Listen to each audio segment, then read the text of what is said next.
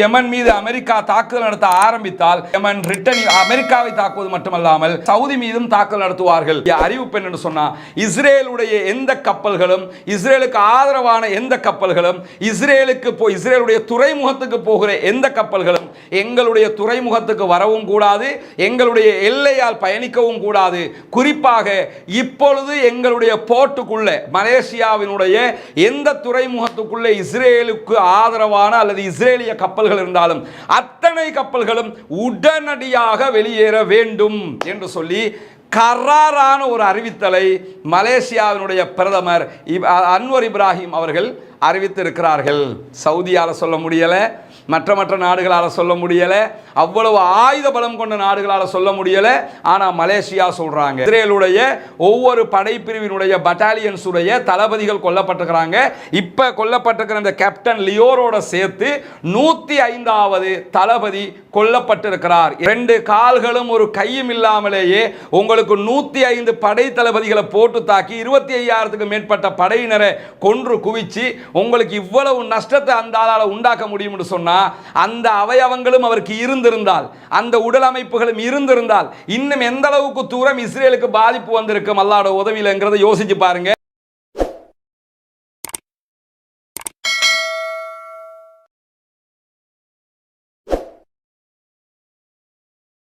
அஸ்ஸலாமு அலைக்கும் வரஹ்மத்துல்லாஹி வபரகாத்துஹு. அன்பிற்கினிய சகோதர சகோதரிகளே, நமக்கெல்லாம் தெரியும் 75வது நாளாக தொடர்ச்சியாக காசா பள்ளத்தாக்கின் மீது நடத்தப்பட்டு வரக்கூடிய தாக்குதல்கள் காரணமாக ஆயிரக்கணக்கான மக்கள் உயிரிழந்திருக்கிறார்கள். இதுவரைக்கும் சுமார் 20,000 நெருங்குகிற அளவுக்கு உண்டான மரணங்கள் அங்கே நடந்திருக்கிறது.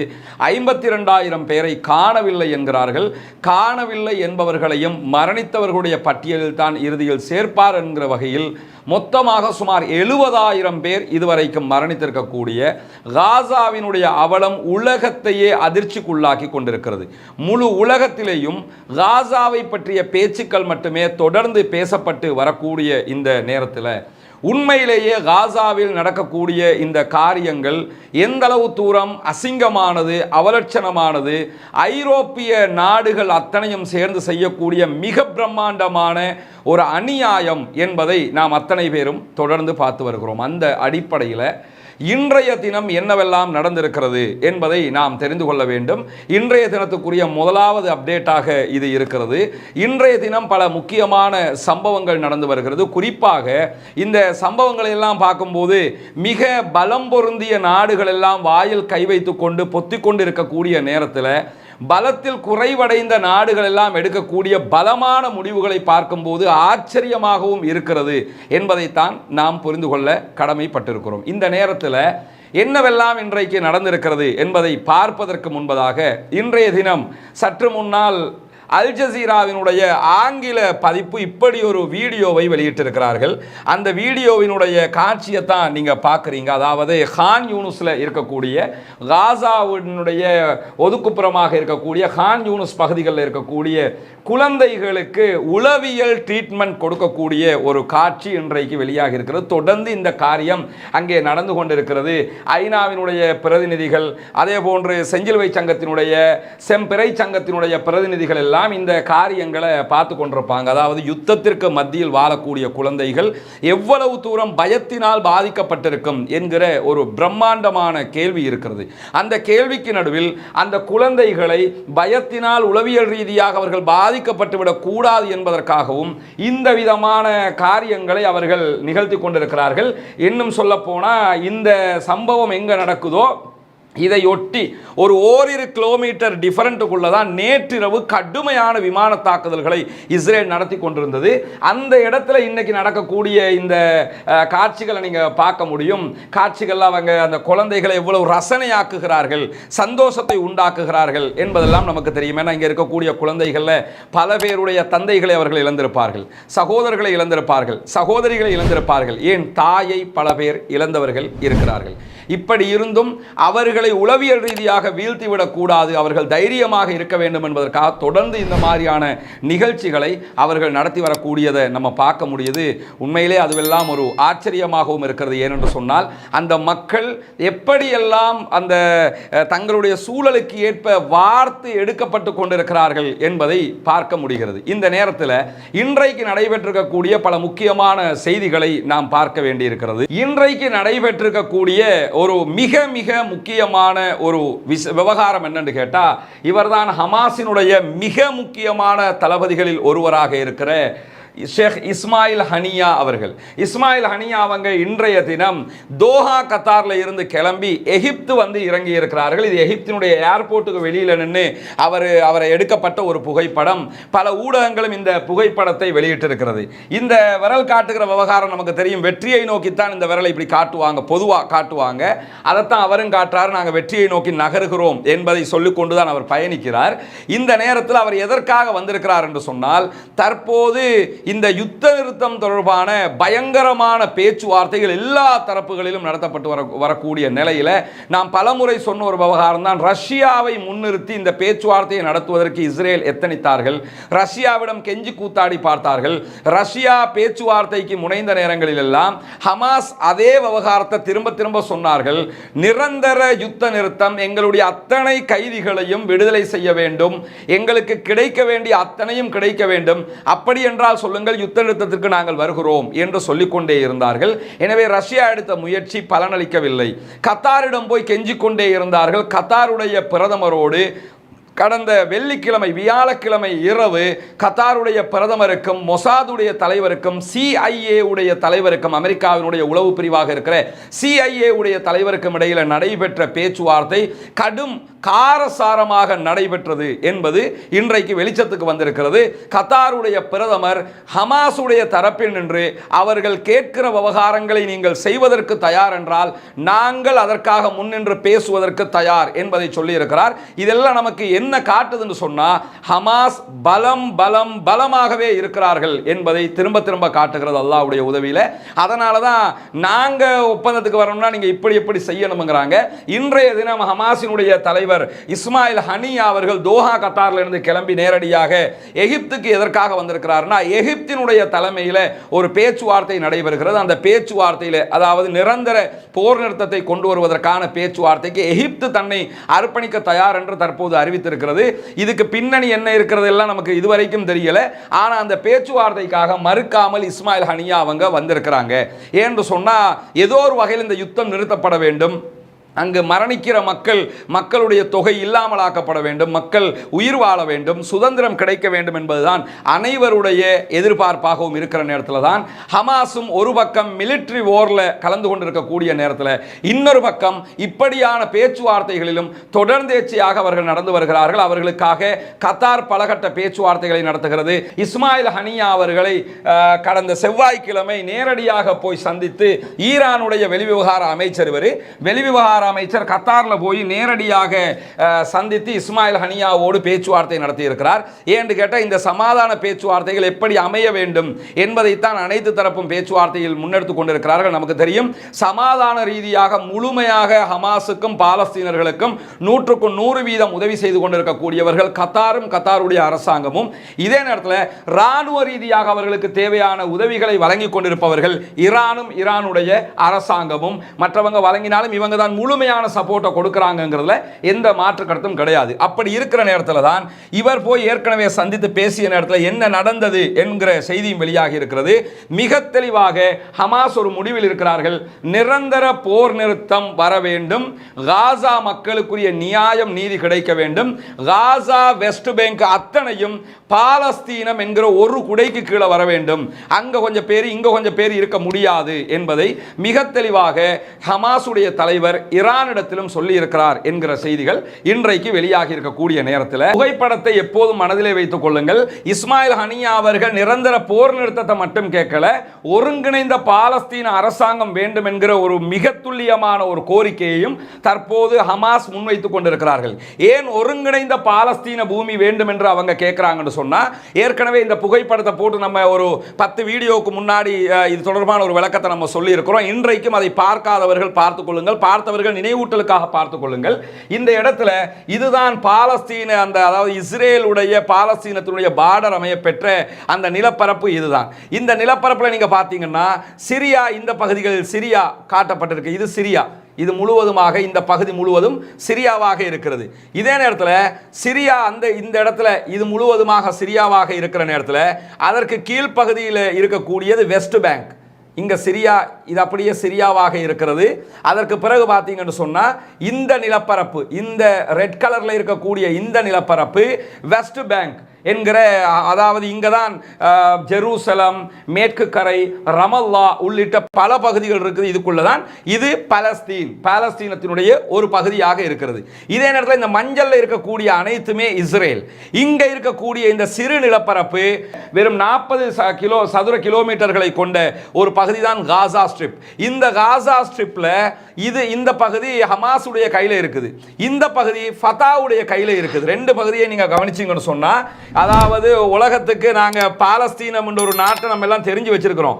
ஆனா அந்த பாலஸ்தீனம் எவ்வளவு சுருக்கப்பட்டிருக்கிறதுங்கிறத பாருங்க. இந்த மஞ்சள்ல இருக்கிறது எல்லாமே இஸ்ரேல் மஞ்சள்ல இருக்கிற அதே நேரத்தில் இங்க இருக்கிறது காசா, இந்த ரெட் கலர்ல இருக்கிறது வெஸ்ட் பேங்க், இங்க இந்த இடத்தை ஆட்சி பண்றது ஹமாஸ் ஆட்சி பண்ணி கொண்டிருக்கிறாங்க. இதே நேரத்தில் இந்த இடத்தை ஃபத்தாஹ் ஆட்சி பண்ணி கொண்டிருக்கிறாங்க. ஃபத்தாஹ் என்கிற, அதாவது யாசர் அரபாத்தை கேள்விப்பட்டிருப்போம். யாசர் அரபாத்தினுடைய கட்சி, அந்த கட்சியினுடைய ஜனாதிபதியாக தற்போது, அதாவது ஜனாதிபதினா பாலஸ்தீன அத்தாரிட்டியினுடைய தலைவராக இருக்கக்கூடிய மஹ்மூது அப்பாஸ் என்கிறவர் தான் இந்த பகுதியை ஆண்டுகிட்டு இருக்கிறாரு. இப்பொழுது மஹ்மூது அப்பாஸ் தலைமையிலே காசாவை நம்ம கொடுத்துறோம்ங்கிற ஒரு சூழ்ச்சியை தான் தற்போது பின்னிக் கொண்டிருக்கிறார்கள். ஒரு நாடே இல்லை என்று உலகத்தினால் பார்க்கப்பட்டு கொண்டிருக்கிறது. இது முழுவதுமே பாலஸ்தீனம். ஆனா பாலஸ்தீனத்துக்குள்ள, இந்த முழு பாலஸ்தீனத்துக்குள்ள இந்த மஞ்சள் கலர்ல இருக்கிறது பூராக இஸ்ரேல். ஒரு ஆக்கிரமிப்பு குழு வந்து என்ன செய்யுதுன்னு கேட்டா, இஸ்ரேல் என்ற ஒரு நாட்டை வந்து பிடிச்சி, பாலஸ்தீனத்தை பிடிச்சி இஸ்ரேல் என்று அறிவிச்சிருக்கிறாங்க. அதுக்குள்ள உண்மையான நாட்டுக்கு சொந்தக்காரர்கள் ரெண்டு பகுதியாக பிரித்து வைக்கப்பட்டிருக்கிறார்கள். ஒரு பகுதியில் ஒரு ஆட்சி, இன்னொரு பகுதியில் இன்னொரு ஆட்சி இருக்கிறது. பிரித்து வைத்து இந்த காசாவை உலகத்திலேயே வெளிப்படையாக இருக்கக்கூடிய ஒரு பிரம்மாண்டமான சிறை காசா என்கிற அளவுக்கு வைத்துக் கொண்டிருக்கிறார்கள். இந்த காசாவை தான் ஒருங்கிணைந்த பாலஸ்தீனமாக முழுவதுமாக எங்களுக்கு தர வேண்டும், அப்படி என்றால் நாங்கள் பேச்சுவார்த்தைக்கு வருவதற்கு தயார் என்று சொல்லி இன்றைக்கு ஹமாஸுடைய தரப்பில் இருந்து மிக துல்லியமான ஒரு செய்தியை சொல்லி இருக்கிறார்கள். அப்படி இருக்கும்போது தான் இந்த ஈரானுடைய வெளிவிவகார அமைச்சர் இன்றைக்கு போய் ஹமாஸுடைய தலைவரை சந்தித்திருக்கிறார். செவ்வாய்க்கிழமை சந்தித்திருக்கிறார். இந்த சந்திப்பு இந்த 2.5 மாத யுத்த காலத்துக்குள் 4 தடவை ஈரானுடைய வெளிவிவகார அமைச்சர் தோஹாவுக்கு போய் இஸ்மாயில் ஹனியா அவங்களை சந்திச்சிருக்கிறாங்க என்கிற செய்தியை நம்ம தெரிந்து கொள்ள கடமைப்பட்டிருக்கிறோம். அப்படி இருக்கும்போது செங்கடல் பகுதிகளில் ஹூதிகள் என்ன செய்கிறார்கள் என்கிற விவகாரம் தற்போது சூடு பிடித்துக் கொண்டிருக்கிறது. இந்த செங்கடல் பகுதிகளில் ஏற்கனவே மிக பரபரப்பான பிரச்சனைகள் ஓடிக்கொண்டிருக்கிறது. அமெரிக்காவினுடைய விமானம் தாங்கி கப்பல் வந்து நிற்கிறது. அமெரிக்காவினுடைய விமானம் தாங்கி கப்பல் இந்த வழியாக வந்து நிற்கிறது. வந்து நிற்கும் போது இதுதான் பாபல் மந்தப் என்கிற பகுதி. இதுதான் யமன். இந்த இடத்துல தான் மிகப்பெரிய ஒரு கவனத்தை குவித்துக் கொண்டிருக்கிறார்கள். வெறும் 29 கிலோமீட்டர்கள் டிஸ்டன்ஸ் கொண்ட ஒரு பகுதி. இங்க இருந்து கப்பல் வந்தாலும், இங்க போகணும்னாலும், இங்க இருந்து இங்க போகணும்னாலும் இந்த இடத்தை தான் தாண்ட வேண்டி இருக்கிறது.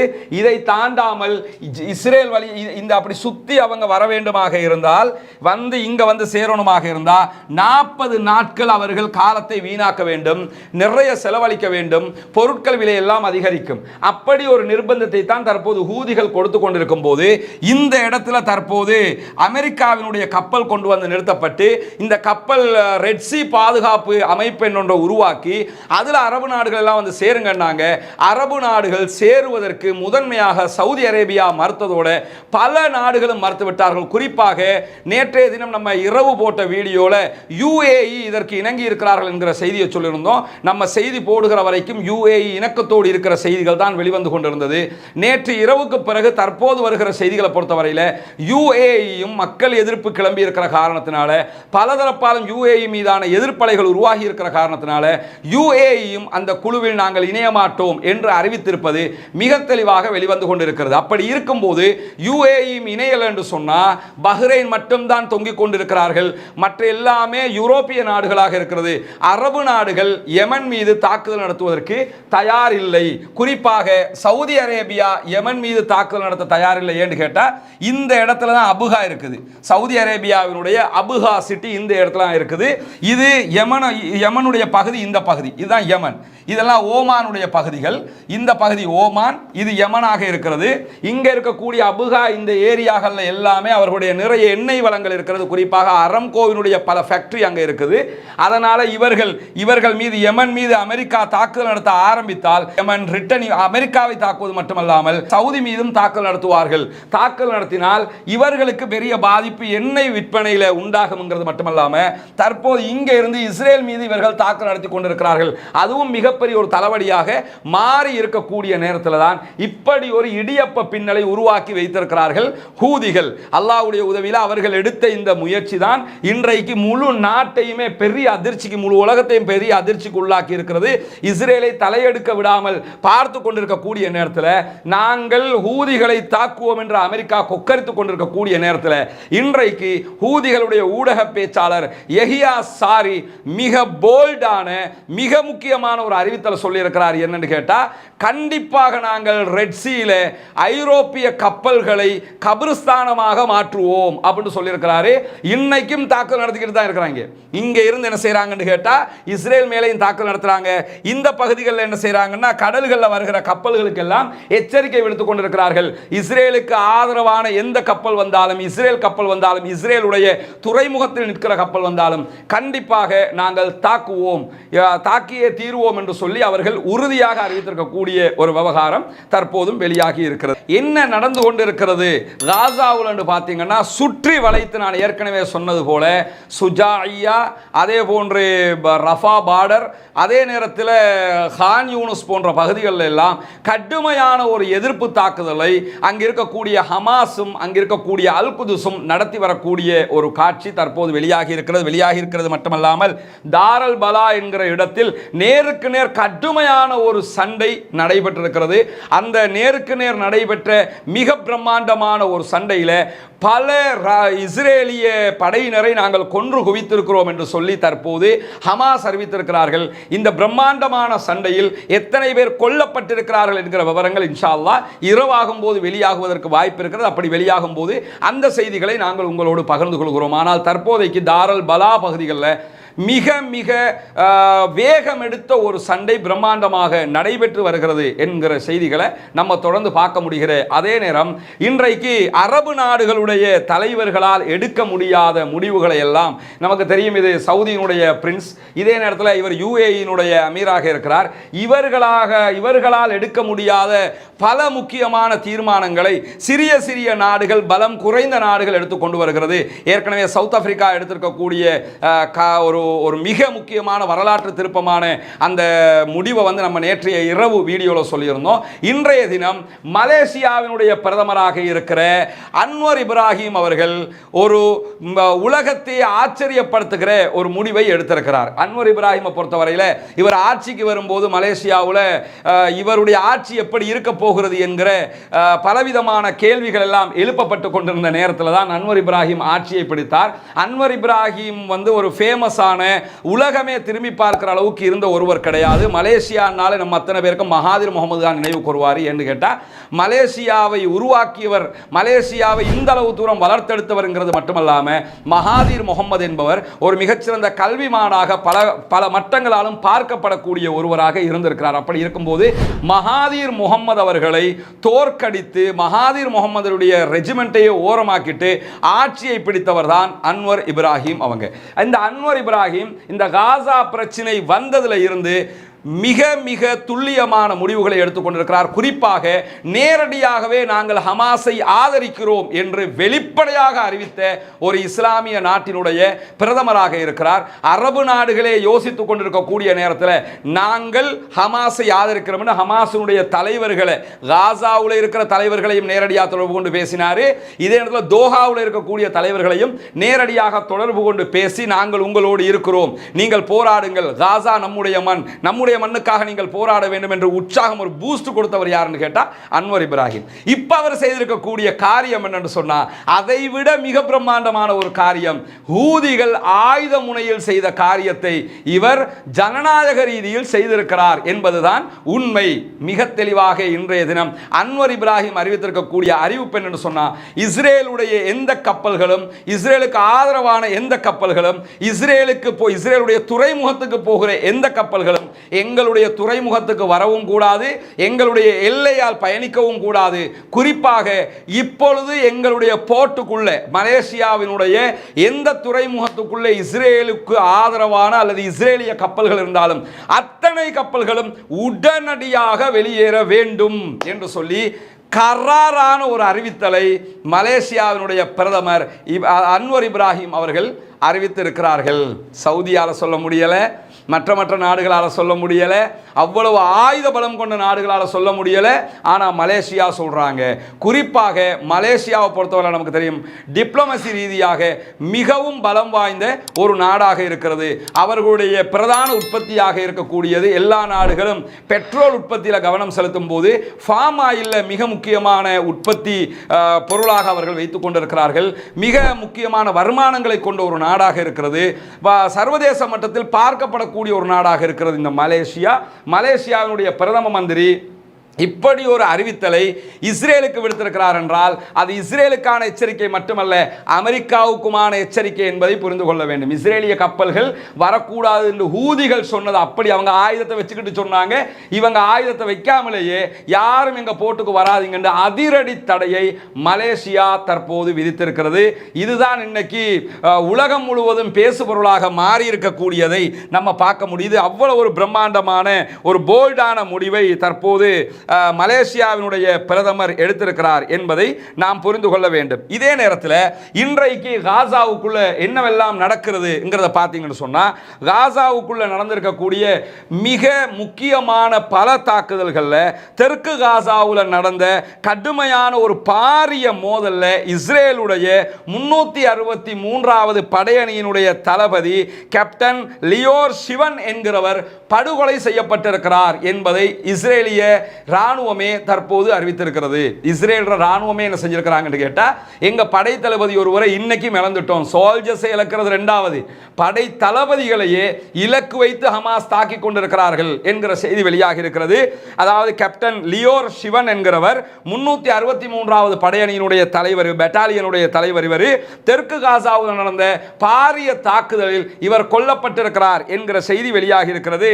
இதோட சேர்த்துக்கிட்டீங்கன்னா அந்த எண்ணிக்கையில் நினைவு பிரகாரம் இத்தோட 105வது தளபதி காசாவில் கொலை செய்யப்பட்டிருக்கிறார்.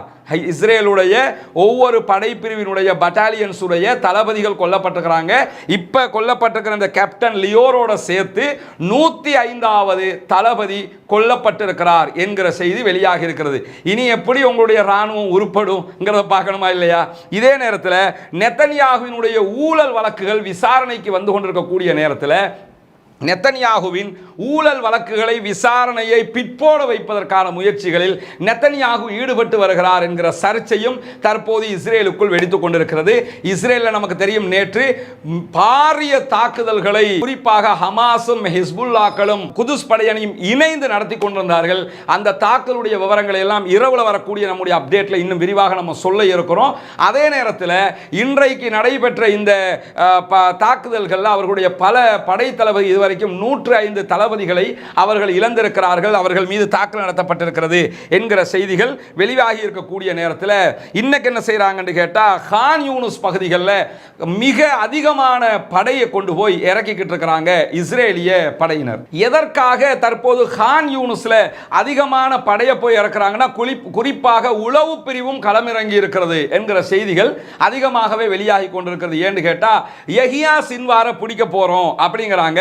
இந்த யஹியா சின்வாரை பிடிக்கிறதுக்கு தான் இந்த யுத்தமே. ஒரு ஆளை பிடிக்கிறதுக்காக எவ்வளவு